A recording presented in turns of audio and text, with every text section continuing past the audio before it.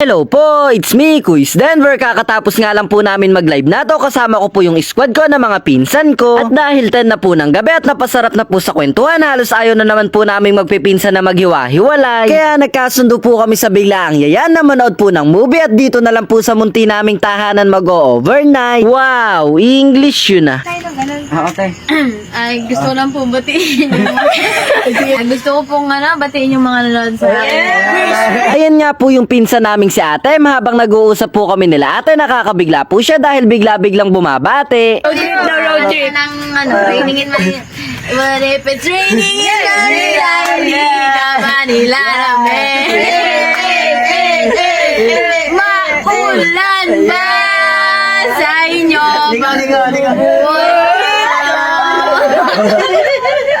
Tama na, bumili na nga tayo. Gagabihin tayo sa ginagawa natin.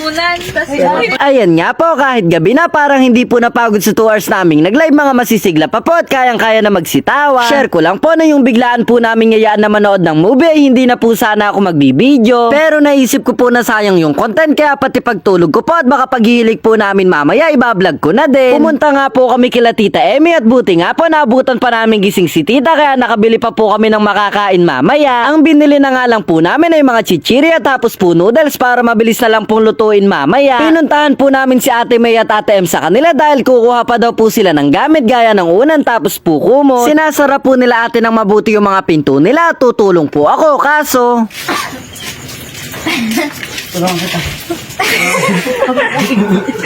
gusto ko nga pong tulungan si ate kaso po tinutulak ko yung pinto, isasara nga pala ni ate. Pumunta po muna kami saglit dito sa harapan ng tindahan ni Tita Emmy para sumilong po dahil paambon-ambon. Kaya dito po muna kami habang inaantay din po namin si Ate Maxine na isa po sa kambal.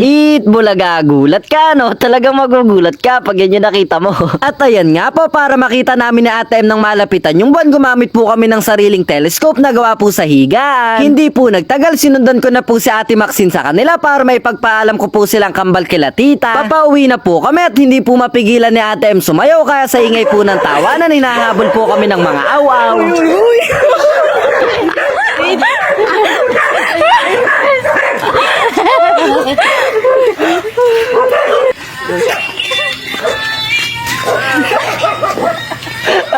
Ito.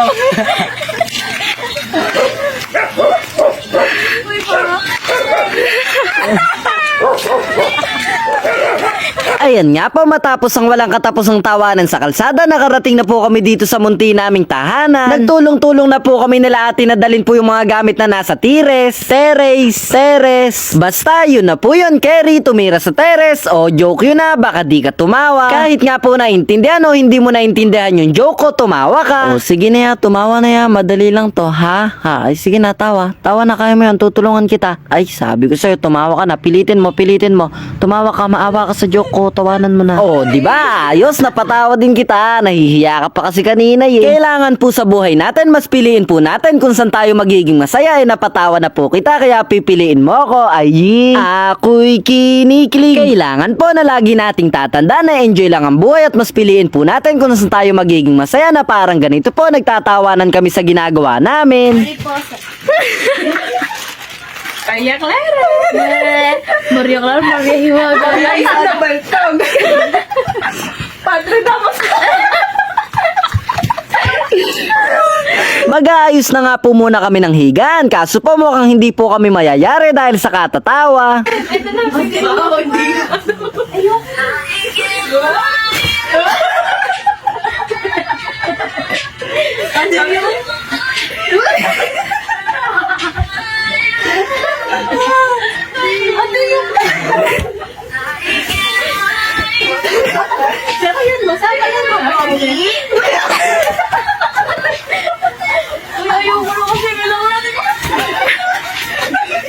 Para mas lumuwang nga po yung paglalatagan ng hihigaan namin mamaya at buti nga po gising pa din si Papa kaya tinulungan po kami na itaas yung papag ko para mas lumuwang po yung space. Wow, English yun ah. Mas lumuwang nga po yung space ng hihigaan po namin dito sa lapag nung itinagilid po yung papag. Kaya nagtulong-tulong na po kami na maglatag para mas mabilis po ng tulin na mayari gaya po ng brum-brum namin. Hindi ko po masyadong makita yung hinahanap ko ng mga kumot kaya ganito po yung ginawa ko para makita. Share ko nga lang po na isa na po talaga sa matatawag nating tradisyon na nating mga Pilipino, ang pag-aasikaso po sa mga bisita o sa mga taong makikitulog po sa bahay natin. At nakasanayan na po na yung mga unan, kumot at mga pansapin po na nakatabi o nakatago ay kailangan pong ilabas para kahit papano po hindi nakakahiya sa bisita na makikitulog. Dahil nagtulong-tulong po kami, mas mabilis pong nayari na maglatag kaya pwede na pong matulog. Ay, manonood pa nga pa pala ng movie. Yung panganay nga po sa aming magpipinsa na si Ate May yung mag-aayos sa laptop para may download po yung mga papanoodin namin. Lilipad na po kami kaya sinindi ko na po yung wang. Tapos idinala ko po yung wire at pagyari po nun pupunta na kami sa kusina para iluto po yung mga chichirya para lutong-luto. Biro lang po. Nagsipunta na nga po kami nila ate sa kusina para mailuto na po yung noodles habang inaayos pa po nila Ate May yung laptop. Nilalagay na po ni Ate M lahat ng sauce. Wow, English yun na. Si Ate Maxine naman po naupo na doon habang inaantay pong kumulo yung tubig na water. Inilagay na nga po ni Ate Maxine yung noodles nung kumulo na po yung tubig na water. Nag-step to the left, step to the right po ako para mabilis makapunta sa 4. Ay, mali. Sa kwarto po pala, hindi sa 4. Pumunta na po ako sa kwarto para maihanda ko naman po yung popwestohan ng ring light ko pag nanood na po kami mamaya. At dahil sulit na sulit nga po yung paggamit ko sa ring light ko, natanggal na po yung lagayan ng cellphone. Sinubukan nga po ni Ate May buksan yung ibang vid sa laptop at parang ganito po yung lumabas. Wata. Hops, sinahanda ko na nga po yung popwestohan ko pag natulog. Share ko na nga lang din po sa inyo na pag mag-isa po akong natutulog, 15 na unan po yung katabi ko para kahit saan po ako magulong-gulong may maaakap ako para sleep well. Wow, English yun na. Nai-download na po ni Ate May yung papanoodin naming movie na katatakutan gaya po ng Ben 10 tsaka Superman. Biro lang po. Pumasok na nga po dito sa kwarto sila Ate Marjorie at Ate Maxine dahil nayari na po silang magluto. Nagtatanong po si Ate Maxine kung magtitimpla na siya ng kape para hindi pa po kami antukin. Papasok na din po si Ate Mariel at Ate M kaso po hindi napansin ng wire si Ate M kaya ito po yung nangyari. Mga magsigaw eh. Lang na video. Uy, na video. Hindi mo nakita kasi I was busy reading AU. Hindi mo alam mo kung yung video yun. Ano yun? 1, 2, 3, 4, 5, 6, 7.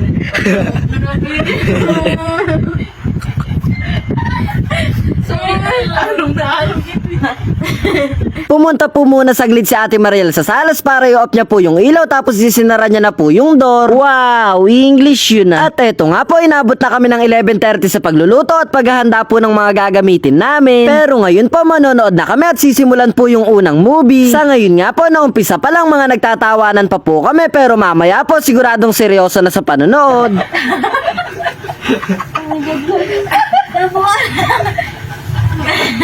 Hope share ko na nga lang po habang naka-timelapse yung video na ito po yung pangatlong beses na mag-overnight po kaming magpipinsan. Pero nung nakarang overthink po namin ay mali.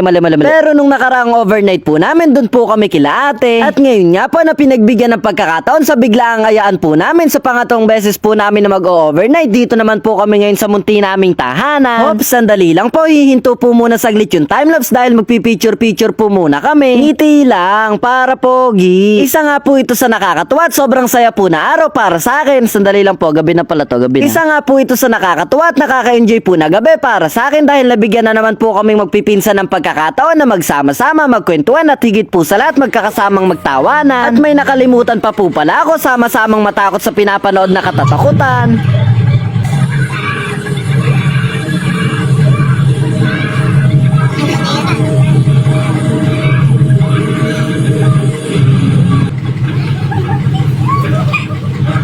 Nakakaamoy na sila.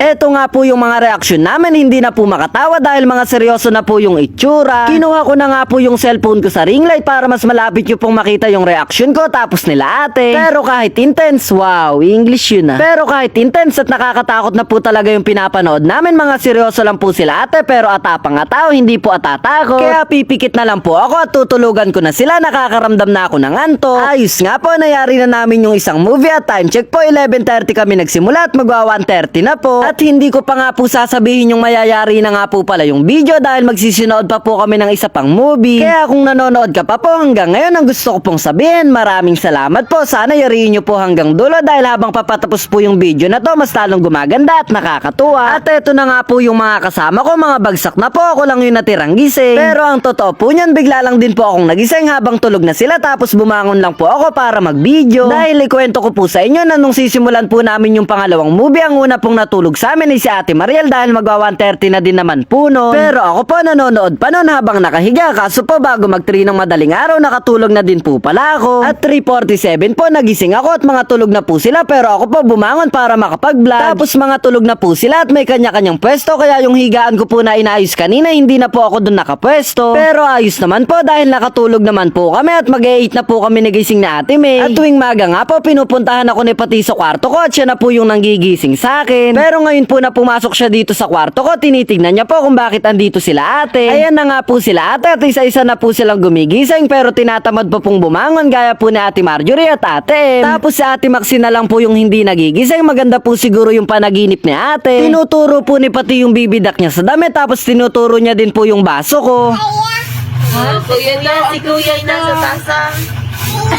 Magnanay na nga po at mga nakahiga pa po kami dito dahil wala naman po kaming masyadong gagawin mamaya. Nagising na po si Ate Maxine habang nagbabasa po si Pati. At nung napag-aralan na po ni Pati yung binabasa niya, pumunta po siya sa akin para wrestlingin ako. Tapos sa tuwing makikita niya po akong nakahiga, sasakay po siya sa akin at sasabihing bayo-bayo. O, diba napagkamalan pa po akong kabayo, hitig-dig-dig kabayo, pero kung ganito po kasi yung sasakay, okay lang po. Eto nga po yung mga itsura namin, mga hindi pa po nakakapagmumo. Mga nakahiga pa nga po kami, tapos tumawag po kay Ate May si Tita Emmy na andyan daw po yung isa naming tita. Kasama po yung mga pininsan namin na nanggaling pa po sa Batangas papunta po dito sa amin sa Nueva Ecija. Kaya nga po kahit mga hindi kami nakahanda at mga hindi pa po nakakapagtanggal ng muta, pupunta na po kami. At iniwan na nga po muna namin yung hinigaan namin dahil babalikan na lang po namin mamaya pag matutulog ulit kami. Biro lang po. Kaga nga po medyo paambon-ambon, kaya para mabilis po kaming makarating kila Ate May, nag-step to the left, step to the right na po kami. Share ko nga lang po na yung bisita po namin ngayon ay madalang po kaming magkita-kita dahil magkakalayo po, kaya mas madalas po pag reunion lang po kami mga nagkikita. Kaya nakakatuwa po dahil kahit magkakalayo at hindi po reunion, pinagbigyan po ng pagkakataon na makalibot sila dito para magkita-kita ulit. Hops, sandali lang po, magpipicture-picture muna kami, ngiti lang para pogi. Sakto nga po sa paambon-ambon na panahon yung mainit at masarap po na sopas na pinagsasalu-saluhan po namin ngayon. Tapos samahan pa po ng malutong na fish cracker na isinasawsaw po sa suka. Pinapanood ko lang po mag-cellphone yung pinsan ko, pero hindi po napigilan makipindot ng malakas kong braso. May muscle yan. Pupunta nga daw po yung mga pininsan namin sa court para magbola, kaya tinatawag po kami ni ate. Matignan nyo po kung ano yung mangyayari. Ayan po, kuha po sa camera.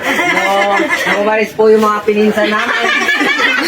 Tubig po kami. Ayan po yung nangyari.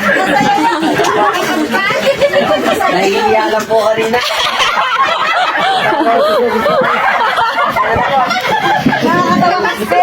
Kami naman muna.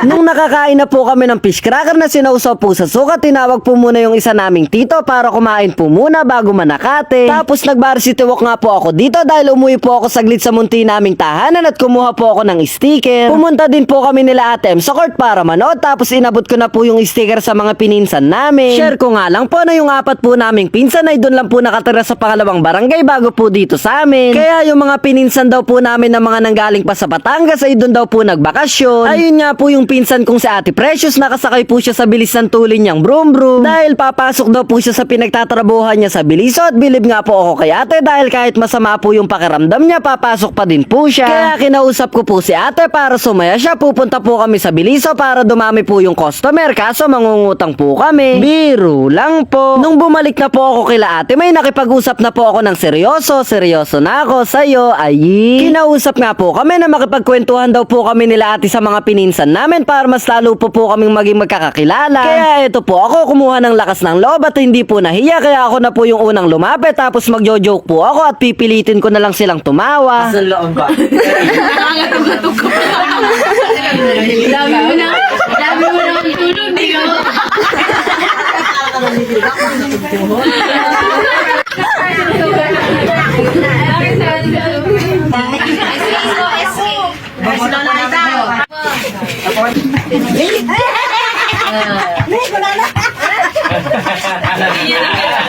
Dumating nga po yung isa naming lola na si Lola Aida at nagulat pa nga po si Lola kay tita dahil hindi po nakilala. At hindi po nagtagal, sinundo pa po yung isa naming lola na si Lola Paseng at lumapit po kami para magmano. Kagaling nga po ng dalawang pusa dito sa ilalim ng lamesa, mga nagre-wrestling po sila. Nakakatuwa nga pong makita na kahit hindi po kumpleto sila lola, ang mahalaga po ay importante. Ang importante po kahit hindi sila kumpleto, nagkita-kita naman po silang tatlong magkakapatid ngayon. Kadami nga pong naging ganap ng araw na to dahil nagkayayaan po kaming magpipinsan na pumunta dun sa Biliso. Mayayari na nga po pala yung video. Salamat sa panonood mo. Sana nag-enjoy ka. Hindi ko na sayang yung load mo. Kita-kita na lang po tayo sa susunod na video.